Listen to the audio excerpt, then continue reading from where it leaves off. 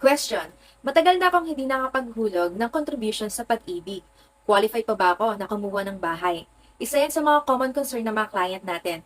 Kaya sagutin natin yan. Definitely yes. You're still qualified to get a housing loan. Ganito lang ang gagawin mo.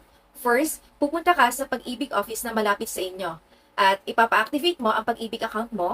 No need na magpa-member dahil lifetime membership dito. Kung less than 24 months pa lang ang contribution mo sa pag-ibig, pwede kang mag-lump-sum. Minimum contribution natin dito is 200 pesos. Kung 3 months ka pa lang nakapaghulog ng contribution mo, so 21 months times 200 equals 4,200. Pwede mong bayaran ng utay-utay or bayaran mo na siya ng buo para makapag-proceed ka na sa home loan application dito sa pag-ibig. Hello Sunshine! This is Camila, your real estate salesperson. Kung nagustuhan mo ang video na to, follow for more. Thank you so